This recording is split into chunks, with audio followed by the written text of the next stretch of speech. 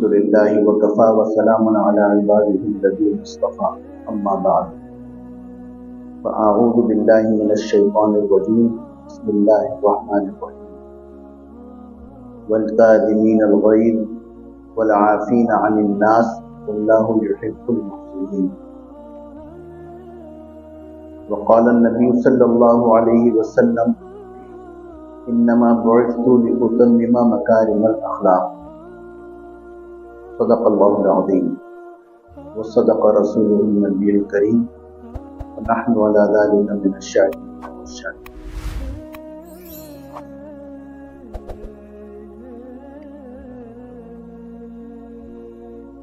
من حیث القوم اس وقت جس چیز کی سب سے زیادہ کمی ہے اور وہی بات بتائی جاتی ہے جس چیز کی کمی ہو. آپ صلی اللہ علیہ وآلہ وسلم جب دنیا سے تشریف لے جا رہے تھے تو دو کلمات اللہم بالرفیق الاعلی کے علاوہ یہ زبان سے جاری تھے اور وہ دو کلمات یہ تھے کہ الصلاۃ وما ملکت ایمانکم، کہ میری قوم نماز پڑھنا، نماز ادا کرنا اور اپنے ماتحتوں کا خیال کرنا. ہم سب ایک دوسرے کی رعیت میں ہیں اور ہم سب مسئول ہیں اور ہم سب سے اپنے ماتحتوں کے بارے میں سوال کیا جائے گا. بھائی ہے تو چھوٹے بہن بھائی اس کے رعیت میں ہیں، والدین کی رعیت میں ان کی اولاد ہیں.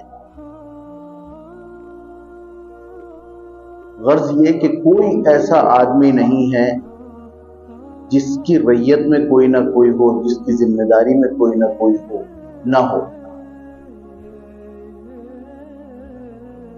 اس سے یہ بات پتہ چلتی ہے، جو میں نے بات کی کہ رسول اللہ صلی اللہ علیہ وآلہ وسلم کی آخری فکر کیا تھی دنیا سے جانے سے پہلے اپنی امت کے بارے میں. اس کا مطلب ان دو چیزوں کی کمی تھی، اور جس چیز کی کمی ہوتی ہے اسی کی طرف ترغیب دلائی جاتی ہے کہ یہ ضرور کرنا. جو پہلے سے موجود ہو اس کے بارے میں کوئی نمازی ہو تو آپ اس کو یہ نہیں کہیں گے کہ بھئی نماز پڑھا کرو، ہاں، لیکن اگر اس میں کوئی ایسی کمی ہے اس کے بارے میں نشاندہی کریں گے کہ یہ کام کرو. تو دنیا سے جانے سے پہلے یہ وصیت کرنا، یہ نصیحت کرنا اپنی امت کو، اس میں بہت بڑا پیغام ہے. اور نماز کے بعد اخلاقیات کا سب سے اونچا درجہ ہے.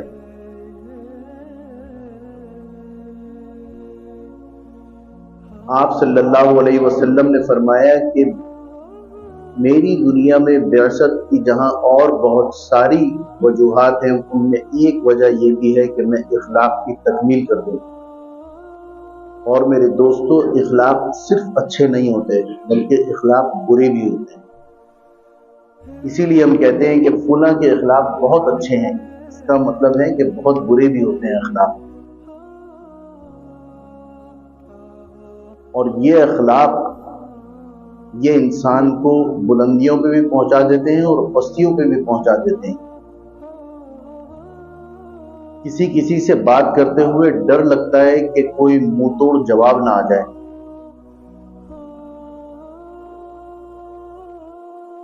خندہ پیشانی، عاجزی، جھکنا، اپنے آپ کو کمتر سمجھنا، یہ انسان کی خصوصیات میں سے چند خصوصیات ہیں.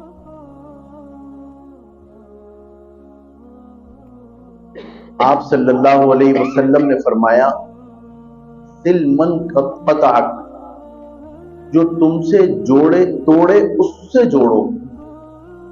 جو پہلے سے جوڑ رہا ہو اس سے جوڑنا اس کا مطلب کوئی کمال کی بات نہیں ہے، جو توڑ رہا ہو اس سے جوڑنا کمال کی بات ہے. سل من قطعک. وَتُؤْتِ أَمَّنْ حَرَمَكَ، جو چھینے اس کو دو، جو دے رہا ہو اس کو دینا کوئی کمال نہیں ہے۔ ہمارے یہاں ایک رسم ہے کہ ہم شادی بیاہ سے پہلے یا کسی تقریب سے میں جانے سے پہلے یہ معلوم کیا کرتے ہیں، اکثر و بیشتر لوگ الا ماشاء اللہ اکثر و بیشتر یہ پوچھتے ہیں کہ یہ بتائیے فلاں نے جس کے یہاں ہم جا رہے ہیں ہمارے یہاں کی تقریب میں اس نے کیا دیا؟ تو جتنا اس نے دیا ہو اس سے 10-5 بڑھا کے ہم دے دیتے ہیں، اور اس کو ہم سمجھتے ہیں کہ بہت بڑا کوئی تیر مار رہے ہیں۔ ہمیں یہ خیال ہونا چاہیے، اور میں اپنے آپ سے بھی مخالف ہوں، ہمیں یہ خیال ہونا چاہیے کہ اس کی جتنی حیثیت تھی یا جتنا اس کا دل تھا اس نے ہمیں دے دیا۔ اب جتنی ہمیں اللہ نے حیثیت دی اور جتنا دل ہمارے پاس ہے ہم اس کے حساب سے اسے دیں، اور اس کی ضرورت کے کو مد نظر رکھتے ہوئے دیں۔ جتنا دیا اتنا دے دیا یہ تو بدلہ ہو گیا، اور یہ بھی اخلاق میں ہے۔ اور وَتَعْفُ عَمَّنْ ظَلَمَكَ، اور معاف کر دو اس کو جو ظلم کرے۔ میں اس سے نہیں ملتا، سلمن قطع کیا ہے؟ میں اس سے نہیں ملتا اس لیے کہ وہ مجھ سے نہیں ملتا، وہ اپنے گھر میں خوش، میں اپنے گھر میں خوش، میں اس کا کون سا اس کا دیا کھاتا ہوں۔ یہ جملے ہیں جو ہمارے یہاں من حیث القوم رائج ہیں۔ نہیں میرے دوستو، یہ اخلاق نہیں ہے۔ ہم کیسے ایک اچھے مسلمان بنیں گے؟ ہم کیا چہرہ لے کے جائیں گے رسول اللہ صلی اللہ علیہ وسلم کے پاس؟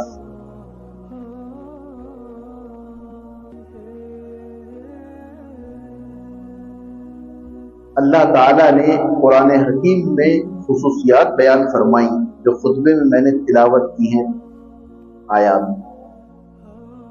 وَالْكَاظِمِينَ الْغَيْظَ، غصے کو پی جاتے ہیں۔ اس کی ذیل میں واقعہ لکھا ہے کہ حضرت علی رضی اللہ تعالی عنہ کے پوتے تھے، ان کا نام بھی علی تھا رحمت اللہ علیہ۔ ان کے خدمت گزار وضو کروا رہے تھے، وہ خدمت گزار بھی ان کے تھے۔ وضو کرواتے ہوئے پانی کا برتن گرا اور ان کے چوٹ لگ گئی، ان کو تکلیف ہوئی، انہوں نے گھور کے دیکھا تو اس وضو کروانے والے نے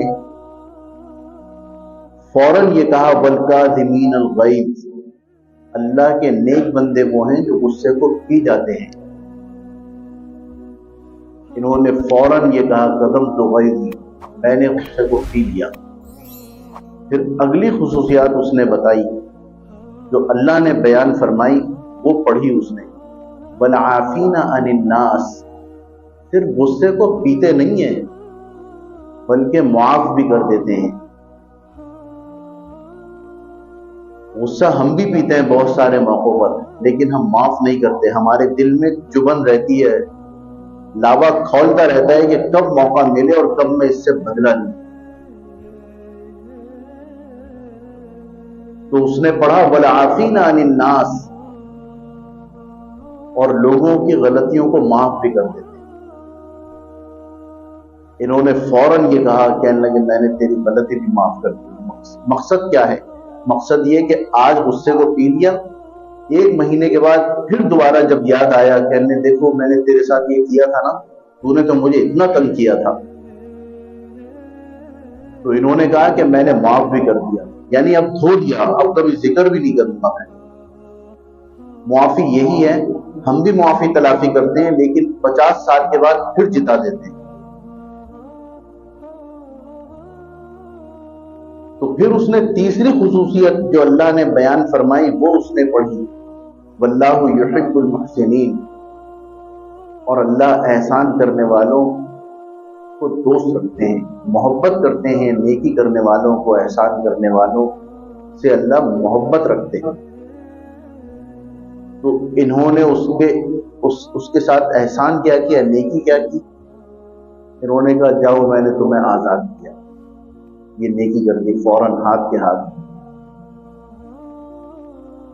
امام داؤد رحمۃ اللہ علیہ نے کم و بیش 4.5 لاکھ احادیث میں سے 6 احادیث کو اخذ فرمایا، اور پھر اس کی ذیل میں لکھا ہے کہ اگر انسان کچھ نہ کرے اور ان 6 باتوں پر عمل کر لے جو رسول اللہ صلی اللہ علیہ وسلم کی احادیث ہیں ان پر عمل کر لے، تو میں اللہ کے بھروسے پہ یہ بات کہتا ہوں کہ وہ جنت میں داخل کر دیا جائے گا۔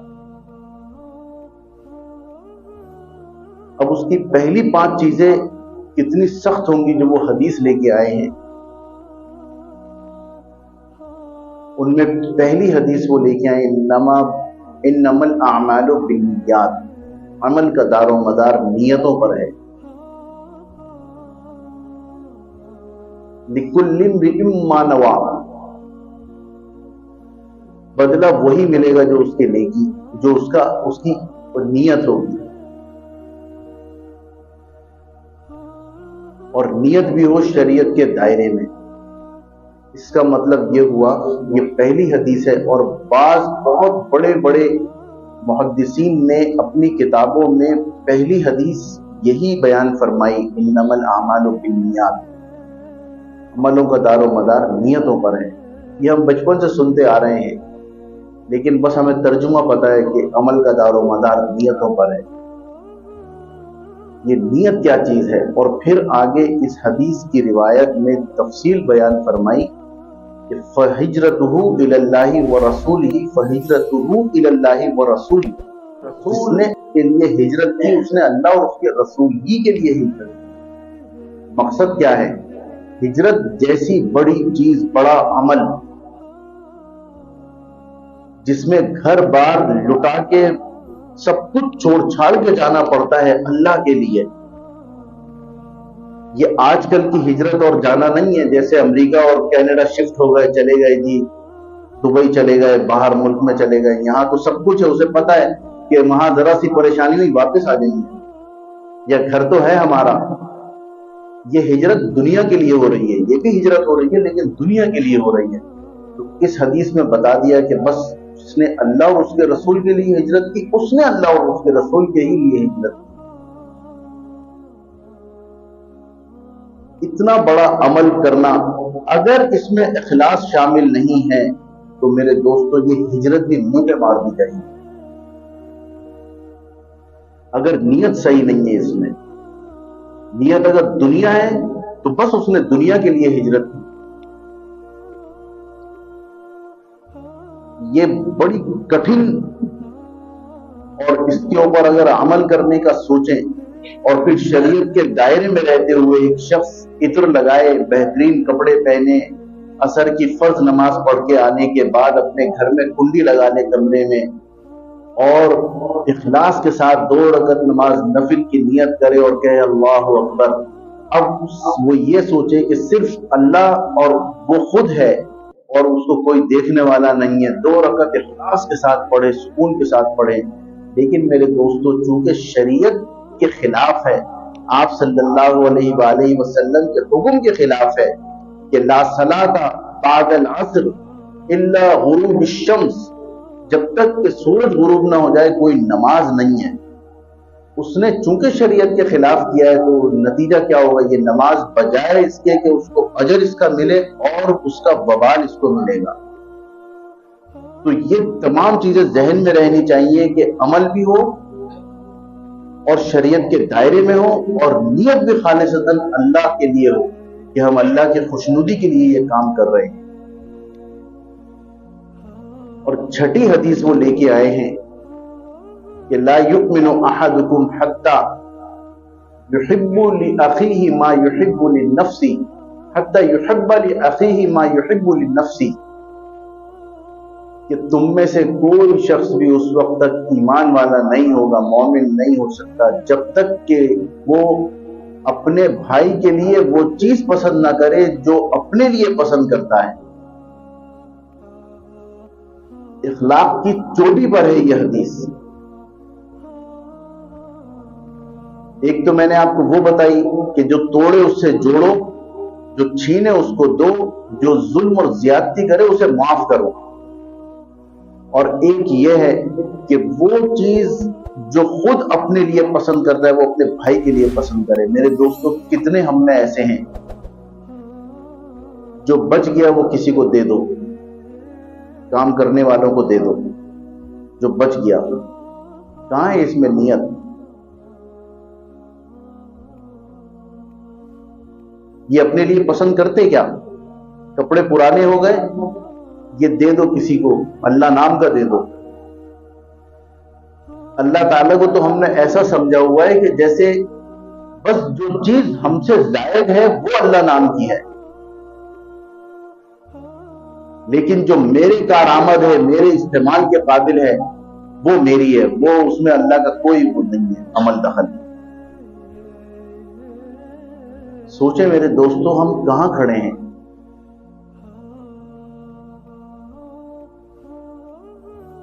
اللہ تعالی ہم سب کی اصلاح فرمائے۔ اسی لیے یہ جو دنیا بھر میں مسلمانوں کے ساتھ معاملات ہیں، اس کی سب سے بڑی وجہ یہ ہے کہ ہم اخلاقی پستی کا شکار ہیں۔ ہر معاملے میں اخلاقیات ہماری بس جس طرح کی ہے وہ ہم جانتے ہیں۔ ہمارا غصہ جتنا ہوشیار ہے یہ بھی ہم جانتے ہیں۔ اپنے سے کمزور کے اوپر نکلتا ہے، طاقتور کے اوپر تو معاف کیجئے، میں آپ کو سمجھا نہیں تھا۔ کیوں گھر میں آ کے غصہ ہوتے ہیں؟ باہر غصہ کیوں نہیں ہوتے؟ باہر بدلہ ملے گا۔ گھر میں بیوی بچے ہیں، دھمکا دیا۔ آپ صلی اللہ علیہ وسلم کے پاس ایک صحابی کی اہلیہ تشریف لائی۔ صحابی نے کہا رضی اللہ تعالیٰ عنہ نے کہ جاؤ پوچھو رسول اللہ صلی اللہ علیہ وسلم کے گھر کے معاملات کیسے ہیں۔ وہ یہ سمجھے کہ گھر میں آتے ہوں گے، تسبیح ہاتھ میں ہوتی ہوگی، جائے نماز بچھی ہوئی ہوتی ہوگی، مصلی اس پہ اللہ اللہ شروع کر دیتے ہوں گے، گھر والوں کو بھی کہتے ہوں گے چلو آ جاؤ نماز پڑھو، تو میں بھی وہ عمل کروں گا جو وہ کرتے ہوں گے۔ حضرت عائشہ صدیقہ رضی اللہ تعالیٰ عنہا سے ان کی اہلیہ نے پوچھا، تو آپ رضی اللہ تعالیٰ عنہ نے کہا کہ آپ صلی اللہ علیہ وسلم جب تشریف لاتے ہیں کیا کہنے ان کے، وہ تو ہنستے اور مسکراتے آتے ہیں، ہمارے ساتھ کھیلتے ہیں، بس جب اذان کی آواز آتی ہے کہ انم یعرفناہ، تو ایسے ہو جاتے ہیں جیسے ہمیں پہچانتے بھی نہیں۔ اور میرے دوستو، یہ اخلاق جو ہم ایک دوسرے کے ساتھ جس کا حکم دیا گیا ہے، اس میں فائدہ کس کا ہے؟ آپ یہ دیکھیے، واللہ فی عون العبد، آپ صلی اللہ علیہ وسلم نے فرمایا واللہ فی عون العبد ما کان عون العبد فی عون العبد، اللہ تعالیٰ اس کے کاموں میں لگے رہتے ہیں جب تک کہ وہ اپنے بھائی کے کاموں میں لگا رہتا ہے، اس وقت تک اللہ اس کے کاموں میں لگے رہتے ہیں۔ اگر ہم چاہتے ہیں کہ اپنا کام بنا لیں، کسی بھی حوالے سے کام بنا لیں، تو اس حدیث پر عمل کریں کہ ما کان فی عون العبد، بندے کے کاموں میں لگ جائیں، اللہ کے جو بندے ہیں ان کے کاموں میں لگ جائیں۔ اور یہ رسول اللہ صلی اللہ علیہ وسلم نے کر کے دکھایا۔ ایک بوڑھی عورت بیٹھی ہوئی ہے مکہ مکرمہ میں، ابتدائی ایام ہیں اسلام کے، آپ صلی اللہ علیہ وسلم گزر رہے ہیں، اس نے کہا کہ بھائی بیٹا یہاں آؤ ذرا، یہ گٹھڑی ہے یہ میرے سر پہ اٹھا کے رکھ دو۔ تو آپ صلی اللہ علیہ وسلم نے کیا جواب دیا؟ اور یہ واقعہ معروف ہے، ہم سب جانتے ہیں۔ آپ نے کہا کہ گٹھڑی سر پہ اگر نہ اٹھا کے رکھوں اور خود اپنے سر پہ اٹھا کے رکھ لوں اور جہاں آپ چاہتی ہو وہاں پر آپ کو چھوڑ دوں، تو وہ خوش ہو گئی، کہنے لگی کہ اس سے اچھی کیا بات ہے بیٹا، اور راستے میں چلی ہے اور یہ کہہ رہی ہے کہ میں اب اس مکے میں میرا گزارا نہیں ہے۔ وجہ اس کی یہ ہے کہ ایک جادوگر ہے، ایک شخص یہاں پر ہے جس سے جو ملتا ہے وہ اس کا ہو جاتا ہے، جو اس سے ملتا ہے وہ اس کا ہو جاتا ہے۔ اس لیے مجھے خطرہ ہے کہ یہاں پر میرا جو دین ہے، اصل دین جس پہ میں قائم ہوں، وہ لات، عزا، منات کو برا بھلا کہتا ہے، میں اس شہر کو چھوڑ کے جا رہی ہوں بیٹا، اور تو اچھا انسان ہے، اچھا آدمی لگتا ہے مجھے، دیکھ تو بھی اس کی باتوں میں نہ آنا، کبھی اس سے ملنا نہیں۔ آپ صلی اللہ علیہ وسلم سنتے جا رہے ہیں اپنی برائیاں، اور وہ برائیاں کرتی جا رہی ہے کہ وہ ایسا شخص ہے، وہ ایسا شخص ہے۔ ایک مقام پر پہنچے اور وہ گٹھڑی پھر اس نے کہا کہ یہاں رکھ دو۔ آپ صلی اللہ علیہ وسلم نے اس کا وہ سامان وہاں رکھا اور کہا کہ اماں کوئی اور خدمت ہے تو مجھے بتائیے۔ کہ نہیں بس بیٹا یہی ہے کہ جتنی جلدی ہو سکے مکہ سے چلا جا، کیونکہ وہ شخص جو ہے وہ اپنے جادو کے حصار میں لے لیتا ہے۔ آپ صلی اللہ علیہ وسلم نے اجازت مانگی مسکراتے ہوئے۔ کتابوں میں لکھا ہے کہ پھر اس بڑھیا نے یہ کہا کہ بیٹا تو نے اتنا میرا کام کیا، بس اپنا نام تو بتاتا جا کہ تو ہے کون؟ یعنی اماں میں وہی محمد ہوں جس کی تم برائیاں کر رہی ہو۔ یہ سننا تھا کہ اس بڑھیا نے فوراً کہا اپنا ہاتھ پھیلا کے کہ بیٹا پھر جو دعوت تو دے رہا ہے سب سے پہلے مجھے اس میں داخل کر۔ میرے دوستو ایسے اسلام پھیلا ہے۔ آپ آج یہ نیت کریں کہ میں عاجزی کے ساتھ رہوں گا، میں اپنی گردن جھکا کے رہوں گا، اور اس میں جو سب سے بڑی چیز ہے وہ کیا ہے کہ اللہم انی، اے اللہ مجھے فی عینی صغیرہ، اپنی نظروں میں چھوٹا کر دیجئے، وفی اعین الناس کبیرہ، لوگوں کی نظروں میں مجھے بلند کر دیجئے، بڑا کر دیجئے۔ جب تک ہم اپنے آپ کو چھوٹا نہیں سمجھیں گے میرے دوستو، ہمارے کام نہیں بنیں گے۔ چھوٹا سمجھنے لگیں۔ اخلاقیات میں یہ بھی ہے، اگر زید اپنے بچے کی تعریف کر رہا ہے تو بکر لازمی سمجھتا ہے اس مجلس میں کہ وہ بھی اپنے بچے کی تعریف کرے کہ ہاں میرا بیٹا بھی وہ تو ایسا ہے، وہ ویسا ہے۔ نہیں میرے دوستو، وہ تعریف کر رہا ہے، آپ بھی اس کے بچے کی تعریف کر لیں۔ اپنے بچے کا ذکر ہی نہ کریں، آپ کو ہوگا اس سے لاکھ درجے اچھا ہوگا، لیکن آپ نہیں کریں۔ ابھی وہ خوش ہو رہا ہے، اس کو خوش ہونے دیں۔ ہمارے یہاں جہاں پر اپنا میں ذکر، کوئی دوسرا اپنا ذکر کرے، میں پہلے اپنا ذکر کرنا چاہتا ہوں کہ نہیں میرے ساتھ بھی ہے، تمہارے ساتھ کیا ہے۔ یہ دوسروں کو خوش کرنے کی کوشش کریں، آج سے اس پر عمل کرنے کی کوشش کریں۔ ایک ہفتے تک دیکھیے گا زندگی میں کیسی تبدیلی آتی ہے۔ یہ بھی اخلاقیات ہے کہ دوسروں کو راستہ دینے کی کوشش کریں، راستے دیں۔ بظاہر ان باتوں میں ایسا لگتا ہے کہ یہ کہاں کرتے ہیں، یہ کون کرتا ہوگا، لیکن سب کو اپنا اپنا جواب دینا ہے۔ میں آج شروع کروں، انفسکم و اہلیکم، سب سے پہلے خطاب فرمایا کہ اپنے آپ کو بچاؤ، اپنے آپ کو بچاؤ۔ اس کا مطلب ہے میں اپنے آپ سے شروع کروں تو باقی سارے معاملات انشاءاللہ خود ہی صحیح ہو جائیں گے۔ اللہ تعالی ہمیں دین کا فہم عطا فرمائے اور عمل کرنے کی توفیق عطا فرمائے۔ یہ مضمون اتنا بڑا ہے کہ انشاءاللہ تعالی آئندہ چند جمعے اسی اخلاقیات کے اوپر کچھ باتیں ہوں گی۔ اسی کی ذیل میں ایک واقعہ لکھا ہے کہ ایک بزرگ تھے، ان کے خادم سے کوئی غلطی ہوئی تو اس نے کہا خادم نے کہ مجھے معاف کر دیجئے۔ بزرگ کہنے لگے کہ تجھے کتنی دفعہ معاف کروں، اور اپنی زبان میں کہا تیری غلطیوں کو کتنا بھگتوں میں۔ تو قریب ہی دوسرے بیٹھے ہوئے تھے ان کے چچا، انہوں نے قریب کیا اپنے بھتیجے کو اور یہ کہا بھتیجے اتنی دفعہ معاف کر دیجئے جتنی دفعہ آپ کو اپنی معافیاں وہاں بھگتانی ہے۔ اللہ کے دربار میں جتنا آپ کو معافی منگوانی ہے اتنا اس کو معاف کر دیں۔ ان کا غصہ جھاگ کی طرح بیٹھ گیا اور اسی وقت یہ کہا کہ میں نے تجھے معاف کیا۔ تو یہ اصلاح کے انداز ہیں۔ ہمیں کتنی اللہ سے اپنی غلطیاں بھگتوانی ہیں میرے دوستوں۔ 24 گھنٹے میں جائزہ لیں، رات کو تھوڑا سا جائزہ میں بھی لوں، آپ بھی لیں، یہ کہ آج صبح اٹھنے سے لے کر اس وقت تک کتنے کام ایسے کیے ہیں جو اللہ کی خالصتاً خوشنودی کے لیے کیا ہو۔ میں اپنی بات کرتا ہوں، مجھے ایک کام اپنا ایسا نہیں ملے گا پورے 12 گھنٹے 14 گھنٹے 16 گھنٹوں میں کہ میں نے کوئی کام خالصتاً اللہ کے لیے کیا ہو۔